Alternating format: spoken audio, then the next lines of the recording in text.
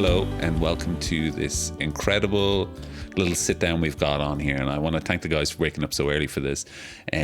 But can you believe this? Lilo and Stitch is 20 years old. Okay, I don't know if you can cast your minds back that far anymore. I know I can't. I think I was 12 at the time. Some people might have been 2. Some people might have been born. But there was 2 directors who just released a film called Lilo and Stitch. And I'd love if they could introduce each other. I'll introduce Dean. This is Dean DeBlois, co-writer, co-director, co-creator of Lilo and Stitch. Thank you. And this is Chris Sanders, who is the originator of the entire thing. So not only wrote and directed, he also created this character in this world out of a storybook that he had, well, a project he wanted to turn into a storybook. It was back in I think it was in the 80s, right, Chris? It would have been, yeah. It would have been, yeah. I remember he showed me the original illustrations and shared with me what that story was. And I always remember because it had a very Chris Sanders feel to it, about a creature of unknown origin that lived in some great northern forest and was ostracized by the forest community. And so it had learned to communicate by mimicking the sounds of the rustling of leaves through the trees and the babbling brooks. And I just thought it was such a cool angle on a character, and it felt so lonely. And yeah, I think, Chris, you probably told me about this just before you pitched it to the then president of feature animation, Tom Schumacher, whose response was, the forest community already feels a bit alien to us. Therefore, what about taking this character and placing him in a world with humans? And that became the infancy of Lilo and Stitch. That was the official first note on the film. And Dean and I had met really on Mulan, where Dean started as a story artist. And it was obvious from the very beginning that Dean had an incredible story sense, but he also had great structural strength with his storytelling. So we worked like crazy on Mulan. And Mulan, if you want to know why we do what we do today and all different, Mulan is really the crucible in which we were formed and shaped, I think, mostly. It was a that was a big project. It was a big project to wrestle to completion. And Dean and I were on it for a long, long time. So we got to know each other really, really well. And I think that we were like with Lilo and Stitch, I think we were the last 2 guys standing when it came to the story. Everybody else came and went. And eventually as time went on, it was just Dean and I, bringing it in for a finish, And so ever since then, and one of the things I will say, and then I'll stop gabbing here, the most important thing, I think, if you're going to work with somebody is that you don't have the same thoughts and you don't have the same ideas, but you need to have the same sensibilities. And Dean and I, sensibility-wise, really lined up, and we learned that on Mulan. And that's why when it came to Lilo Stitch and the first How to Train Your Dragon, it was a perfect thing, because again, Dean will do things in a completely different way than I do, but we're both making the same thing. Mm-hmm. The point of this is to gab on, so don't worry. Okay. You're allowed to run your mouth, Yeah, so I don't know, you guys must be aware of how big an impact Lilo and Stitch have had on popular culture. And if you talk about this kind of creature who, originally lived in a forest back in the day, who's now, an alien transported to Hawaii, how then did it start from there and get to here and become what it is? The structure of it was Chris Sanders was the head of story on Mulan when I joined the team. I actually joined as a layout artist, coming fresh off of working for Don Bluth in Ireland. My first Disney job was to work on Mulan in Florida in the layout department. But the production was delayed, and therefore they were still in Burbank, still figuring out the story. And I arrived and there was no layout to be done. But I did kind of raise my hand and say, I've always wanted to be in story. I would love a crack at it. And Pam Coates, the producer, said, okay, we'll give you a shot. Mm-hmm. And I found myself in the room with Chris Sanders and the small story team. And they threw me a few sequences and I did my best with them and kind of earned my place onto the story team. But yeah, very quickly, as Chris said, I discovered that I had very similar sensibilities to Chris. We liked the same types of movie references and the same musical score references and kind of the same sense of humor. So I think we gravitated toward the same aspiration story-wise. And a lot of these A lot of these relationships are kind of shotgun weddings. They'll take, two people who want to direct and put them together and hope for the best. I think in the case of Chris and I, we, from an early point, we started talking about if we ever get a chance to direct, what kind of movie would we make? Separately, and Chris, you can fill in on this, but this is my recollection of it. He had in his contract a period at which, a finite period at which he was going to get to pitch, develop, and direct a movie. So at that point, I took over as head of story because Mulan was just taking so much longer than it should have. Wow. And Chris went off to develop and pitch ideas. One of those was Stitch, the idea he had for the book way back when. So he crafted this, I still have it to this day, this pen and ink illustration pitch book. It was like a little storybook because it was important to get a sense of what that style was going to be. When you say an alien and at that point it was a little boy, and then it became a little girl. But the evolution really sort of came about when Chris started illustrating what he meant by an alien that poses as a dog, and what he meant by a little Hawaiian girl, and so it had this beautiful kind of watercolor pen and ink lulling quality to it. And I think that was as much a reason why Tom Schumacher said yes to the project as anything else, because when he said, I want you to come on and write and direct it with Chris, and you guys have to go to Florida, the third condition was, I want it to look like these illustrations. So that meant embracing Chris's style, but also like the medium, making it look like a watercolor painting come to life, or a children's book illustration come to life.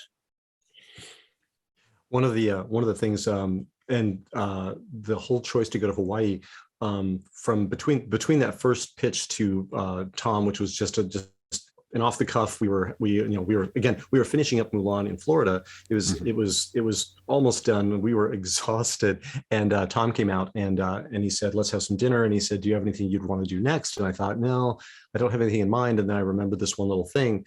And on a subsequent visit, I pitched it just verbally. And he said, well, pitch it right now. And I was like, I don't think I'm ready. And he goes, just go ahead and do it. I was like, here goes the beginning and the end of the story, just like this. And I pitched it out. And that's when, as Dean pointed out, he said, I think that's an interesting idea, but maybe you want to put it someplace other than the animal world. Maybe you want to move it to the human world. And then again, because of Mulan involved really large scale crowds of people, armies and cities and stuff like that. And I had a great desire to do a smaller story. I think Dean would share that as well. It's like something a little more intimate and a little bit more easy to deal with logistically.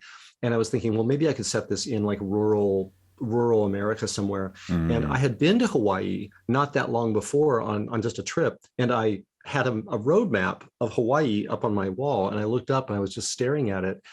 And slowly the connection was being made, like, hey, that's a rather finite place. Maybe we could put it in Hawaii. And it was a weird thing. She was like, oh, that's almost too much fun.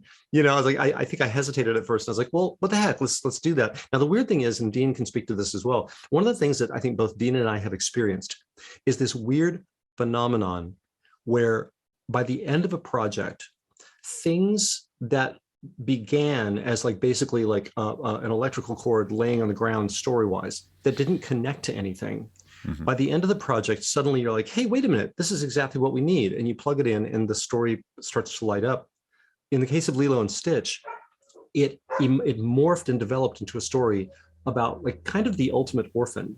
This creature not only didn't have an immediate family, it didn't have a family period because it was a genetically created creature that had no connections to anything. And that choice to put it in Hawaii was amazing because we learned by going to Hawaii and talking to people and getting to know people and forming friendships that the idea of ohana in Hawaii is that a family is what you make it. A family doesn't have to be like connections that you're born with, that you're born into.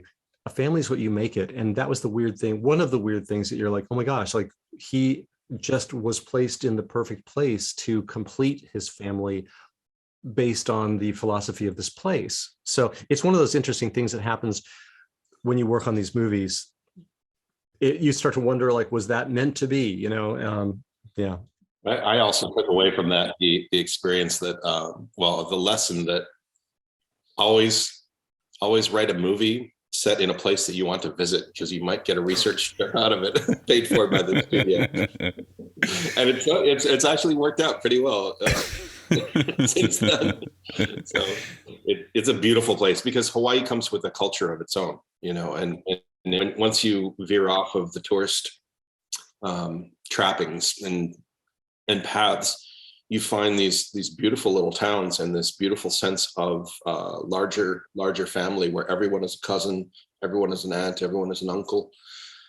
And like the real Hawaii is so kind of enchanting and weirdly romantic in kind of a very sort of grounded, like lulling day-to-day way. If you kind of take a peek around, and we had a wonderful guide who would kind of introduce us to all sorts of people, and just sort of the way of life and island time, and kind of how people get along, and their struggles as well, and kind of their resentments of being colonized and having their land stolen, and all that sort of becomes part of this community. And yeah, it ended up being the perfect place to set it. And what we learned too is that the culture is they're very protective of their culture, because, as Dean pointed out, they have gone through a lot. It doesn't take a lot of research to find some really interesting history that they have all gone through. And there were long periods of time where they had to practice things like hula in secret, because it was not allowed. And so they are very conscious of their culture. And I've never seen a place where the continuity of culture from person to person is so well kept. And that's one of the first things that Dean and I realized, is that if we're to embark on this journey, we have to be incredibly open and talk to people and listen and engage as many people as we can that know what they're doing. The Kumahula, who helped us with music and with our dance to make sure that it was exactly correct, was a guy named Mark Keli'i Ho'umalu. He was Dean and I and Alan Silvestri were looking for a guide to the musical side of everything, and music and hula are welded together. There are things that govern how you do it and how you don't do it, and things like that. Anyway, we all chose Mark to help us, and he was amazing. And he taught us so much more than just like the immediate things that we were looking for. It's fantastic. And he was so emblematic of all the people that helped us to not screw this up. The kumahula is it means like hula master, hula teacher. This is kind of culturally the person that preserves and passes down the cultural history of the Hawaiians. So they don't have much of a written history. So a lot of it is in the chants and the dance. And so it's like a really important job in Hawaii. And, like that's why they put so much emphasis on it. It isn't just like dancing in grass skirts on the beach. Like, it has great sort of spiritual and historical significance to them as well. I've got to say, I'm incredibly impressed by your memories. You're like slamming it out, point after point here. I'm very impressed, because, sometimes you talk to someone. Obviously, this film must have had a great impact for both of you, and the respect that you've shown the culture is totally evident in being able to not just present it on screen, but being able to, it's stuck with you so long at this stage now that you're able to just kind of pull it out and say, look, this is the importance of this, and this is the reason why we wanted to, make sure that this was totally on screen. But then you move into production, and, as far as I'm aware, you guys had a relatively small budget in terms of Disney features of the time. So how do you then compress all that into, what you guys need to say, as well as the story and the culture? Yeah, I'll let Chris tell this part of the story. I'll just set it up. Prior to the pitch, even there was, at the time, Disney was run by a guy named Michael Eisner, and Michael Eisner has this beautiful ranch up in the mountains of Aspen, Colorado, and he would occasionally kind of call the leadership of the Disney studios, the live action side, the animation side. I went to one of them. He would have this weekend retreat, and they would just talk about the types of movies they were making, the types of movies they should be making, did anyone have an opinion? So there was one that Chris went to, and wasn't this one in Vermont, Chris? Like an apple orchard or something? Another one of Michael Eisner's estates. It was Michael Eisner's mom's place. Wow. Whoa. So yeah, the idea for Lilo and Stitch came from that meeting. So Chris, you should tell the story because I wasn't even there. Yeah, the really quick version is that Disney Animation was really in the midst of a resurgence. We had a lot of money and we were increasing the size of our crews, and the artistry involved in the movies was becoming more and more extreme, beautiful. But along with the complexity came a greater risk of failure, in the sense that, like, if these movies get so expensive, they need to make more money as they're released. Mm-hmm. And that translates into everybody feeling nervous. Mm-hmm. And so making the movies, I want to say, it wasn't quite as fun as it was back when, like, they made Little Mermaid. The crew list for Little Mermaid, when I was digging through some old boxes and I found the entire crew list for Little Mermaid, it was the phone list, and it was on one 8.5 by 11 piece of paper, and it wasn't small print. It was like, I was like, hey, what's this? And I realized it went from A to Z. I was like, this is the whole crew that made this movie. It was a really small crew. Anyway, so it began to dawn on Dean and I, like, to encapsulate it, could we buy our story freedom by lowering the budget? And that was the proposal that we made. Amongst all these films like Hercules that were becoming very expensive, could we do another film that would have the budget of, say, Beauty and the Beast, which was a far lower budget? And that was pretty much what we did. And this is where we learned the importance of our producers and our producing team. Anytime they were a little bit weird. They never wanted to tell us the budget. It was a little bit strange. They were like, that for some reason was always a deep, dark secret. To this day, I can't say that anybody ever revealed the budget to me. But what they would do instead is that Lisa Poole would call Dean and I into her office, and she'd say, you know that little purse we talked about that was only so big? And we'd say, yes. And she'd say, we're about to, like, spend more than is in that purse on this sequence. And Dean and I go, okay, how much do we have to change in order to stay inside the little purse? And she'd say, you need to take, like, X number of characters out of these scenes. And that was really great, because one of the things that Dean and I learned, and Dean can speak to this as well, is that those kind of parameters are not a problem. They actually in some ways help. The example I would give is that was a scene where Lilo was coming into the shoreline. It was the introduction of her character. It was the first time you're going to see her. And we proposed that she would come in on this wave and she would run down the beach past people doing all these different things. And instead of showing all this animation, she comes into the beach. You see one really quick wide shot where all the characters are actually frozen. They're not moving, save for, like, one character that's throwing a frisbee. And then you immediately cut really close to Lilo, and she's running through lots of legs that are, again, not moving. And you don't notice anything weird. So, and I think that anybody who's made a film has experienced this kind of thing. It's like, okay, we don't have the money for this. Then you're like, okay, we need to figure this out. And you get the film done. And in some ways, like, we saved ourselves a ton of work. And the movie was fine, right? So anyway. Yeah, there is, by extension of that, we were given the opportunity to make Lilo and Stitch if we went back to the studio that was in Orlando, Florida, and if we made the film in less time with less money. That was kind of the condition. But the opportunity was to make a story that we really believed in, and the challenge of rendering it in Chris's style. That was all exciting. So Chris and I and our new producer, Clark Spencer, who had been running the Florida studio, we picked him as our producer because we thought he was just super calm and he had this kind of authoritative sense without ever having to enforce it. We arrived in Florida. We gathered everybody, which is a relatively small team, into this big assembly room. And we said, we're going to figure out how to make this movie in such a way, with our budget restrictions and our time restrictions, we're going to figure out how to make it so that we can go home and have dinner with our families and have weekends. Yeah. Because we didn't have that on Mulan. Mulan was actually a pretty miserable experience in the end. It was 5 years, but the Florida part of that everything was behind. And I just remember, those late nights, it was butted up against a theme park. So you'd hear the roller coasters and the people screaming and laughing and having fun.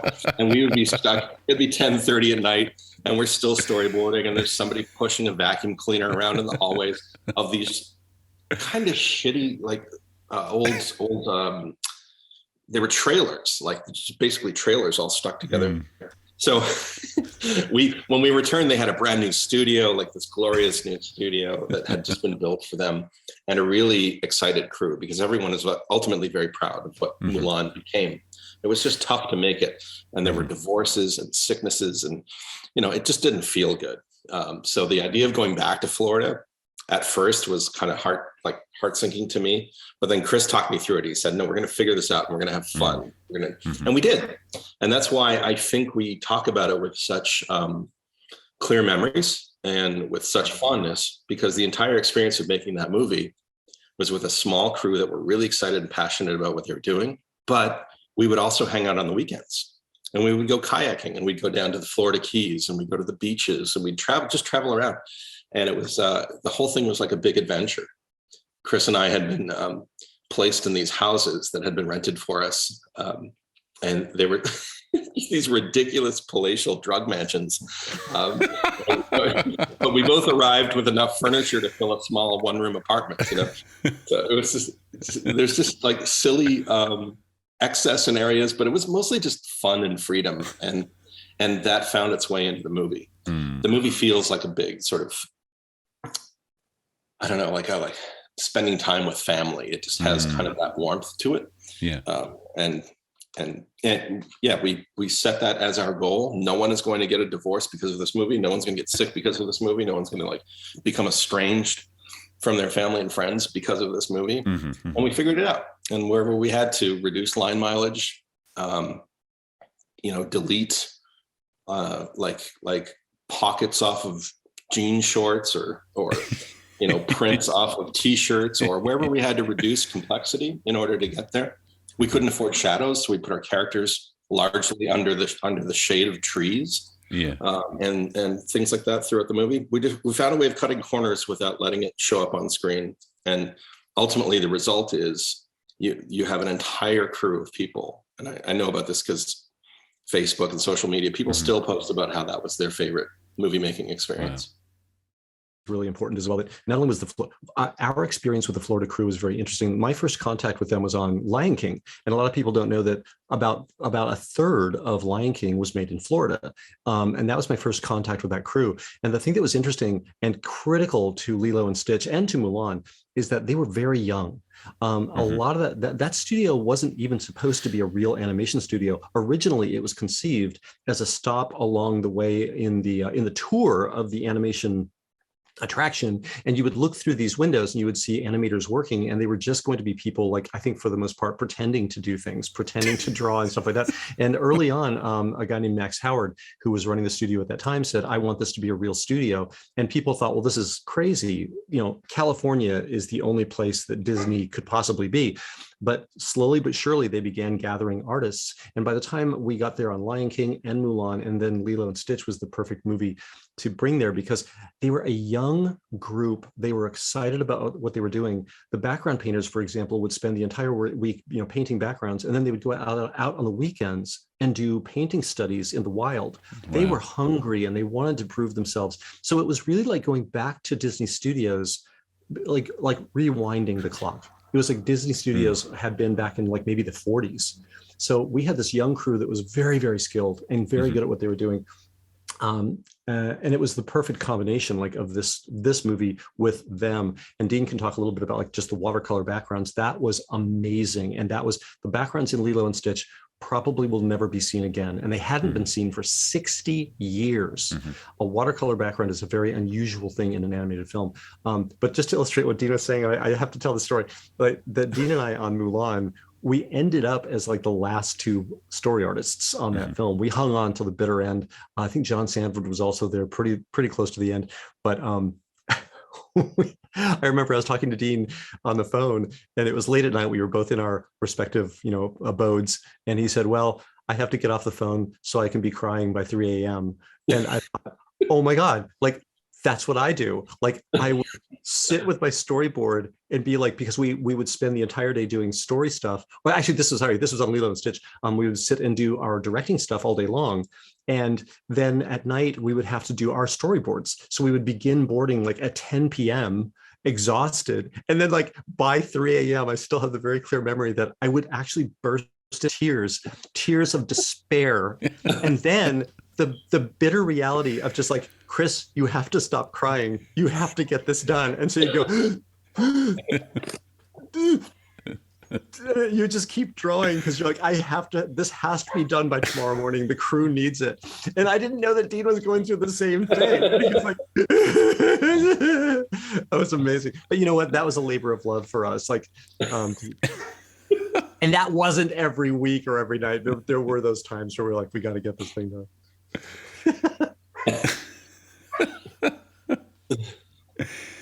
I think it's always been I think productive to work with Chris because we have the same problems with procrastination and there are points where we'll do anything but sit there and write.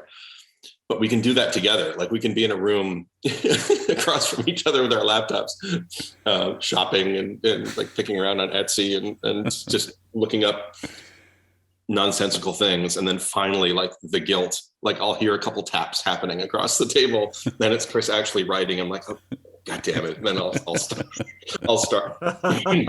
Yeah. Whether it's boarding or writing, it's always been the same. Like we'll it's not like we sit down and get started right away. No. Maybe that's just part of the process, because when you stretch it out over 3 years of making a movie, a lot of the important decisions end up getting made in those last 6 months or so anyway. So Dean and I being able to have that time off. One of the things about the Florida studio that was so magical is that everybody was, again, they were so young. And for some reason, I think because you were in Florida, doing things was really easy. There was a lot of stuff available to you. Like we could walk right out of the studio and through this little secret little portal, and you would be at MGM Studios, or now it's called Hollywood Studios, but you'd walk right into that amusement park and you could walk around and have lunch. Then you'd disappear back through this little portal. And like a lot of times, like as work was winding down, everybody would say, let's go to the fun spot and go-kart racing. And we would just go from work and go go-kart racing. And again, like Dean said, we'd go kayaking and stuff like that. Dean had this like Scarface mansion that he had this huge balcony on the back that like he could stand on and overlook this lake. And then he had this room that was like this marble room, and he had nothing in it except for a drum set and like and the drum set was underneath a chandelier. So he'd move the drum set and then play hockey in that room. I'm sure the owner of the house was super happy with that. You can tell these stories now, you know. Oh man, that's the part when you say Lilo and Stitch came out when you were 12. I was 12. Yeah, I think that's funny because like Lilo and Stitch for us was like sort of a career pinnacle. Like after we'd gone to college, we'd had our first jobs. I'd spent 4 years working for Don Bluth, and then 5 years spent on Mulan. I mean, there's a lot of water under the bridge before we got to start Lilo and Stitch, and when I finish it. You're like, I saw it when I was 7. That makes us feel a little old. I was going to say it was such an education in so many ways, and we continue to like learn the lesson. We carry those lessons forward, because on Lilo and Stitch, a lot of credit. And I wanted to stop and recognize that one of the most important, if not the most important person to the existence of the movie is Tom Schumacher, who was the head of who was the head of feature animation. He alone wanted to make this film, and you realize that producers and heads of studios, it's not just critical. You can't make a movie without them. And they decide, yes, we're going to make it, or no. And in the case of this movie, Dean and I had storyboarded, or you start with an outline, and we had created this outline board, which we could show like Alan Silvestri, the composer, and we would show him like every single beat of the movie with just a few sketches for each sequence. And you could take people from the beginning to the end. And this is before we really even had written the script in detail. And we showed Tom this board, the outline, and Tom said, I like it. And then he said, but this movie at this state is far too fragile to endure the kind of crush that the studio execs will put on it. And Dean and I said, so what are we going to do? And he said, we're going to hide it. And so Lilo and Stitch was made almost entirely offline, in the sense that, like, if there was ever a film that could be considered like the stealth fighter of films made in secret, it would be Lilo and Stitch. And he was absolutely right, because I've had the experience later on of people looking at things that were more quirky, and it just doesn't compute. And Tom was like, we need to keep this in secret until it is strong enough to endure that kind of scrutiny and those kinds of notes. And I think what he said was, the power and strength of this film all lie in very fragile places. And so by the time it was rolled out to the larger executive group, it was pretty much in color and ready for its first set of previews for an audience. So it really stayed offline for a very, very long time. Yeah, he's like solely to be credited for that movie being made and staying the way it was. And, it is, and somebody pointed out to me, it's the closest thing to, I think, a Miyazaki film that Disney has ever made, because it is really small, very quirky. And when Dean and I, we screened it in Las Vegas, and that's when Michael Eisner saw it. And Dean and I came out, and Michael Eisner was standing there, and they said, Michael wants to talk to you. And we went over, and he said, I like this movie. I can't really explain it. It's hard to, quantify, but I like it. But it's weird, but I like it. And he kept so he was struggling. He's like, this is really strange, but I liked it. And that is pretty much all you need to know, as far as had it been seen by a larger group early on, they would have said, this is bizarre. It doesn't make any sense. An alien in Hawaii. And the other thing was, it was the first film that Disney had made. And I don't know if it may still be the first film where the villain becomes the hero. Yep. That was an inspiration. That was the start. I remember that's the first thing Chris said to me. He said, I'm really curious about whether or not we could pull off a story where we begin with the villain and we make him become a hero, because the opposite was the kind of the standard kind of the standard structure of a Disney movie up until that point.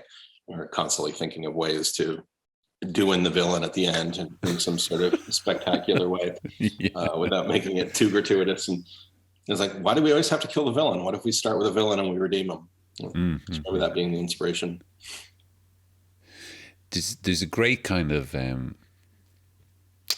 courage in I think in bringing that to someone, because I really like the idea of the strength of this movie is in how brittle it is, and that's a great way to look at Lilo and Stitch, in that sense of, it's not brittle at all, because it's just hard to define.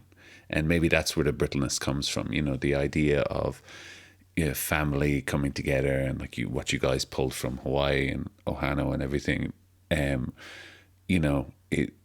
You say it's like a Miyazaki film in the sense that there's no cliches that are happening at all. There's not really any cliches that I can think of in terms of Lilo and Stitch. It's a great fun film with an incredible heart, a really, really incredible heart.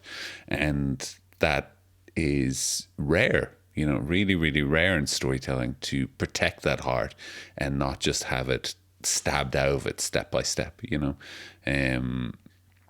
So obviously it's a testament that it's still, people are still laughing about it, and Stitch is everywhere. I see him in the backgrounds of so many people's bedrooms all the time. How does that feel when you see something like that? Yeah, I mean, he's ubiquitous. If you go to any Disney store today, he's got to be one of the top 3 characters in terms of merchandising. Yeah. So it's kind of wonderful to know that we were part of something that has stuck around that long, and I think a lot of people identify with the mischievous quality of Stitch as well. And it's neat to note that there's, in some ways it feels very simple, but in a lot of ways it's actually very, very complex and hard to nail down. Like you said, I will cite a lot of the stuff with Lilo I mean, all the stuff with Lilo. Dean and I wrote this, and like a moment where like Lilo is putting her friends who have been made into little fork effigies, and she's shoving them into a pickle jar to be drowned in brine. And she says, "My friends need to be punished." That was Dean. Dean just did that. There was the day before that didn't exist, and the day after he had written it. And we would write our individual scenes, and then we would trade the pages, and we would make notes for each other. And so I was always working really primarily to impress Dean. I wanted him to think my pages were inventive and interesting, and like that's Dean. Like, my friends need to be punished. Boom. And then Cobra Bubble saying, "Call me if give me a call if something happens." And she's like, "Yep." And that's Dean. And so like it's all this stuff just came out of that kind of quirky sort of like sense of humor, and always trying to keep, but you're right, always trying to keep them, whatever the norm would be, we were always trying to like land to the side of that, like surprise people. That's cool to hear. I didn't know. It's funny to be able to pick it out like that, because it's so cohesive as a film. You wouldn't tell that it's either this voice or that voice, but obviously you guys in the thick of it would be able to pick that out, which is amazing. Well, we would our pattern was always to write a scene, and then I would send mine to Chris, and he'd send his to me, and we would try to be the first editor for each other, and because we could always see what one another was going for. And if we saw something that felt too familiar, like it could be stranger, we would flag that. Yeah. Or if we saw something that was just kind of long-winded, we could flag that and say, you could probably do this in fewer words and less of a moment. But I think we both really appreciated the truly kind of off the wall original moments. And so when Chris came up with something like Lilo's explanation of why she was late because of Pudge the fish, that was just like, okay, that's going in the movie. It has to go in the movie because it's. And unfortunately, she had a really great story by way of an apology to Nani that ended up getting kicked out of the movie even after it was animated by Andreas Deja. It had to be replaced because the audience didn't understand that Nani was her sister. They thought she was her mother, so that was problematic for the dynamic that we were going for, and so it had to be replaced. But it's a very sweet story. I think you can probably find it online. Lilo's apology. That was a learning curve, because I had learned from Howard Ashman years previous when I was working on Beauty and the Beast. He said, if you want people to understand or remember something, you have to say it 3 times in quick succession. For example, the Sea Witch says, you got 3 days, got it? 3 days. Now, by midnight on the 3rd day, so bam, bam, bam, everybody goes, okay, Ariel's got 3 days to get her thing done. And we took that lesson in that scene, because some people said in the preview, I don't like that Lilo's mom is so rough with her, because in the prior sequence, she's chasing Lilo through the house and Lilo's screaming, and then she tackles her and she's grabbed onto her and Lilo's like, and throws her face on the ground. And people were like, Mom shouldn't do that. We're like, no, she's not her mom. So that scene was rewritten so that she says that they are sisters 3 times in very close succession. And we never had that note again. If you guys had to go back now, looking over the whole film, I know that most people say, a film isn't finished, it's taken away. But in this case, like, do you feel that Lilo and Stitch was finished, or is there something you'd love to change or add going back to it? I don't know. I tend never to watch them again. You should watch Mulan. You should watch Mulan again. That movie is so well made. It's so well made. I watched it like a couple years ago. I don't remember why, but I was like, I was like amazed. I was like, I was like all like on the edge of my seat. Dean did something on Mulan that needs to be noted and memorialized here, which is Mulan is extremely difficult from every angle and we were having a struggle early on to even get a sequence into production. We just couldn't get anything approved, and we were at wit's end. And Dean had this idea he said, I know how I see this moment where Mulan gets her armor and leaves, and it will be done without dialogue. It'll be pure visuals. And that sequence that Dean boarded, where Mulan in these flashes of lightning, we do these cuts ahead in time. We see how I boarded that. when Mulan moves ahead and these cuts and ties. Anyway, that was 100% exactly as Dean had boarded it. And that was the first piece of the film that was able to actually get traction. And we started to work our way inland story-wise. So Dean's ability to do these really, really strong, decisive visuals really played a role there. And I would say that. Well, thank you. But also, I think what gave that its pace and purpose was the piece of music that you dropped off to me as well, because it was Randy Edelman's "Come See the Paradise," the theater fire, and that was a really driving piece of music that he just kind of dropped off in my cubicle one day, and he said, "While you're thinking about it, listen to this," and that gave it its structure, its length, its pace. So that was as important. I think Chris and I have always had this really strong admiration for music and film together, and the power of music and how much it can do to deliver, just deliver things you can't even accomplish in dialogue, pivotal things or thematic underscorings. And so we have, even though we had a smaller budget on Lilo and Stitch, we said, give us an A+ budget for music. We need an A+ composer. And we ended up getting Alan Silvestri, which makes all the difference. I think Dean and I have always believed in that, like, spare no expense on music, and we'll make the movie for whatever's left over. Dean gave us a big save too, because interestingly, we did such a good job controlling the budget on Lilo and Stitch that I remember very close to the very end, the crew was like winding down, and we were like starting to pack things up practically. And Tom Schumacher called us and he said, if you had one more minute to add to this film, what would you add to the film? And both of us agreed that, well, we would love to see Lilo and Stitch's life after the movie ends, to know that they were okay, to reassure the audience their life goes on. And he said, you have saved around $1 to $2 million. Go ahead and do that part of the film, add that to it. So Dean and I rushed away, and we very quickly boarded that sequence that is really the closing sequence, where you see Lilo and Nani and Stitch and Jumba and Pleakley at Halloween, at Christmas, Stitch getting around to the school bus. All of that was added, and that was not in the original film. So we were able to add that because we had been so responsible with our budget. And I got to say, I can't even imagine the film working without that. Yeah.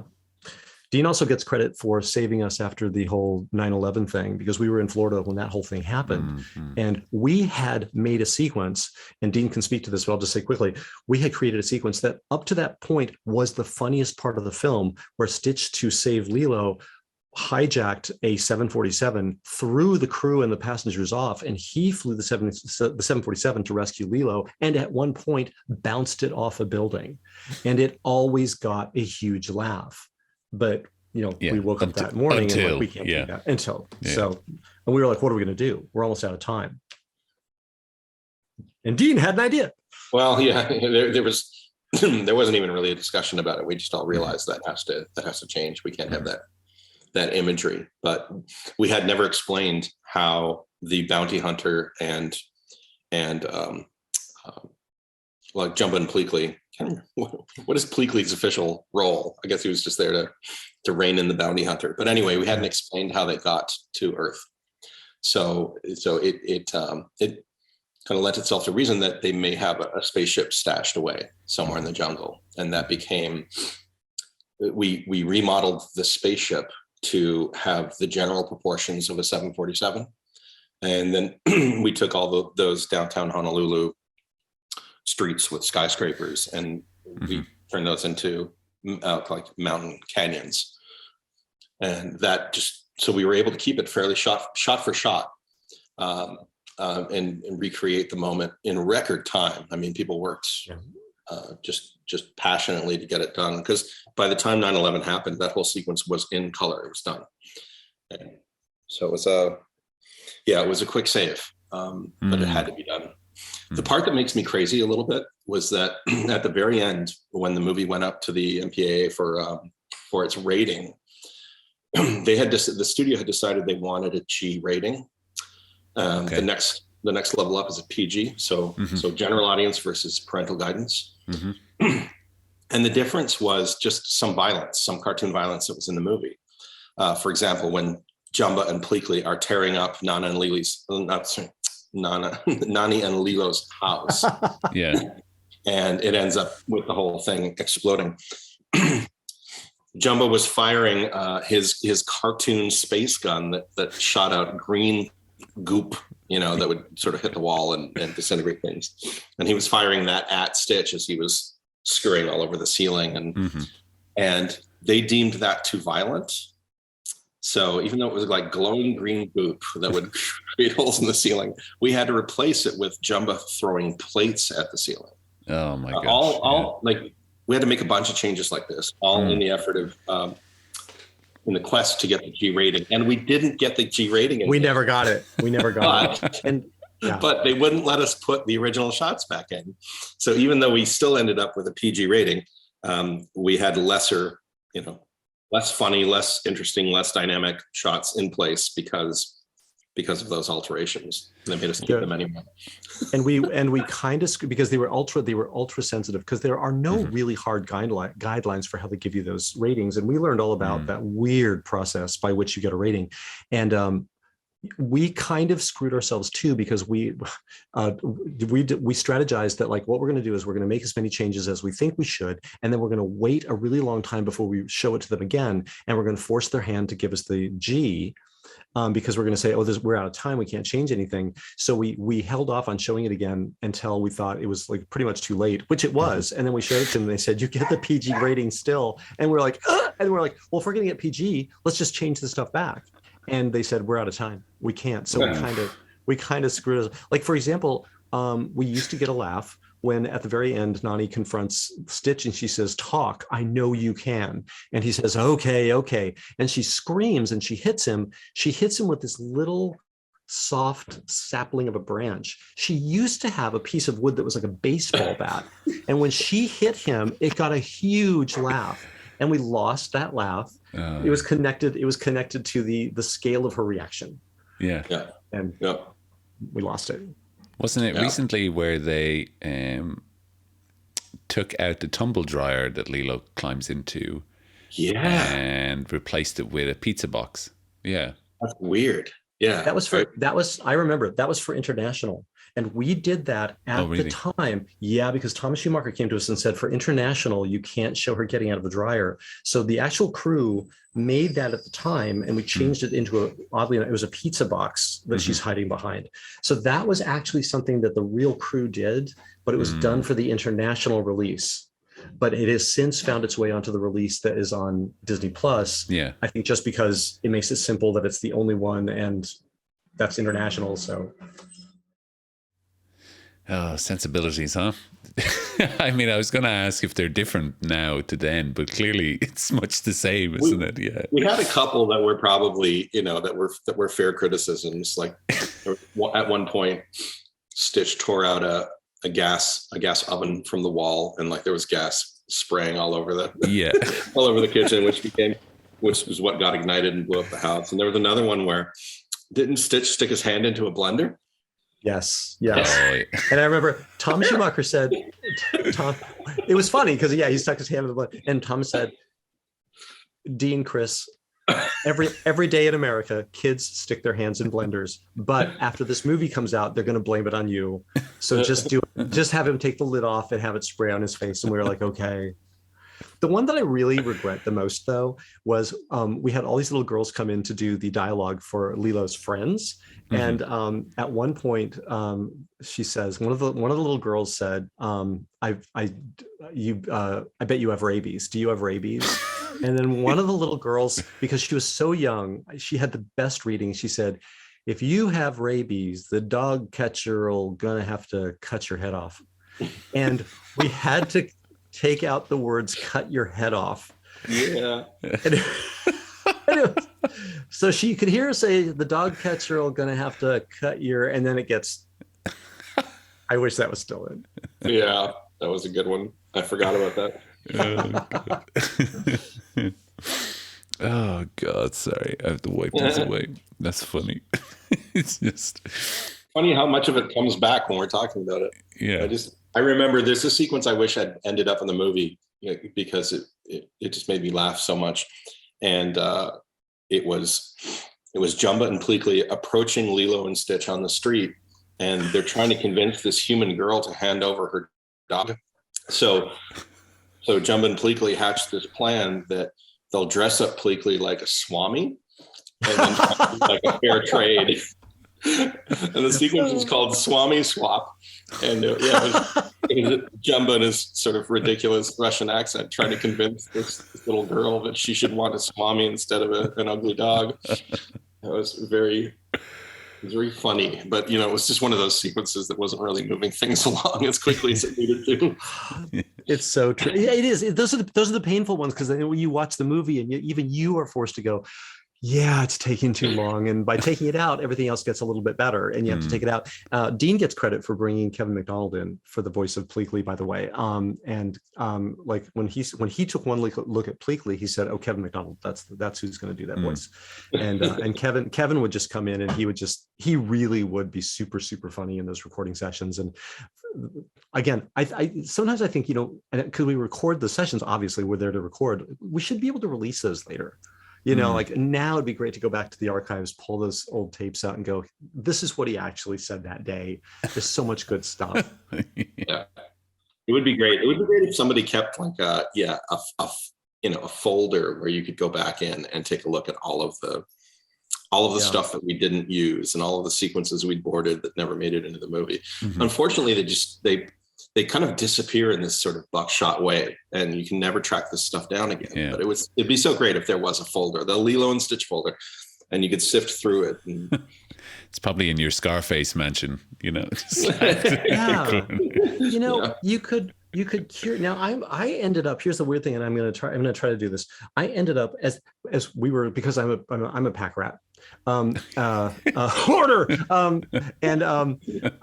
So at the very end, as we were packing up to leave Florida, which was a sad day because we had so much fun there and it was the best. We were packing everything up. There was a huge number of tapes, videotapes and stuff like that they were like, we're just going to throw these out. And I said, well, heck, I'll take them. And they've been sitting in storage for 20 years. And I know exactly where they are. So I'm going to go to storage, pull those out. And I think I'm going to digitize those, because I think there's going to be a lot of stuff with like, that's going to be Dean and I sitting around with some of our, maybe our actors, but also maybe some of the people that were there, like Mark. And I don't know what's in there. I don't know, but it would be worth going through those and finding those and starting to put them up on video, because why not at this point? It's like, it's a part of history, and we also, I think it was because of Magnolia, the movie Magnolia. I remember watching on the DVD, there was a making of, and it was just very gritty. It was like very natural. It's just people walking around with handy cams and capturing what was actually happening instead of the staged, romanticized interview stuff that we do at the end of the process. So we started doing that back on. We started on Lilo and Stitch, and ever since, every production I've worked on, I always have a little camcorder with me, and I try to capture as much of the stuff as it's actually happening as possible. And it's yielded some pretty cool, kind of insightful moments, where people are sort of surprised about how a certain moment that has become iconic actually came into being. And so we also have that. We've got lots of that footage, because we did put together a little making of documentary, but there's so much more. That got to be seen. And I have to so full credit to Dean for doing that, because I think I was too nervous to do that, thinking that like as the way my brain works, like if we film it, the whole film is going to be a disaster, and we will have memorialized the worst thing that we ever could have done. And so if we just do it in secret, the film will work. And he's like, screw that, we're gonna record it. And so he was always bringing his handy cam, and we both got one eventually and was recording. And because of that, we do have a great deal of this on video. And you can find it on the internet, and I've been putting a little bit up on it here and there. And the neat thing is, it's our video. So there's no question as to like where it came from, because Dean still has his sitting in a digital tape somewhere in his garage. Same thing with me. I have all my stuff on digital tape still sitting around in the camera, So anyway, there's so much to talk about. But thank you for doing this. This is really nice. It's really nice to guys. And it was on this day 20 years ago, the 21st. This day? Oh, this day. If you look at your Lilo and Stitch poster, it says June 21st. Wow. That's That's why we did it today, believe it or not. It's nice to be recognized, because when Dean and I went to our very own premiere and they walked us up in front of a bunch of photographers on Hollywood Boulevard, they all like raised their cameras to take our picture, and someone went, "Phil Collins," and they all turned and started taking pictures. And our handlers gently took Dean and I by our shoulders and they just pulled us back. Phil Collins came up, he got all these pictures, and he left. And then they put us up in front of the photographers again, and they all went, "Oh," and he said, "These are the directors." And they went, "Oh, click." And then we and they gave us the sympathy picture. They're like, as soon as we walked away, they're like, delete. Yeah.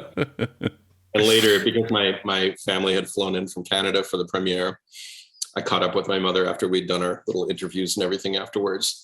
And the first thing out of her mouth was, "I met Phil Collins." He didn't even work on our movie. Why is he here? Yeah. Just parading him around for the next one. Like, He'd been working on Tarzan. No. Yeah. Oh, Tarzan. I was thinking Brother Bear. Yeah. It turns out he was a very, very nice guy, but Very nice. But not that day. Oh God. But thank you so much. This was great. It was so fun to do this. Thank you. You're so welcome, guys. And thank you for all your time and Lilo and Stitch and everything else that you've done. Have a good day. And thanks for sharing those memories. And digitize those files. I shall. Please I don't will. lose them. Okay, I'll release you from the call. Thanks so much, guys. All right. Take care. Slán Bye. away.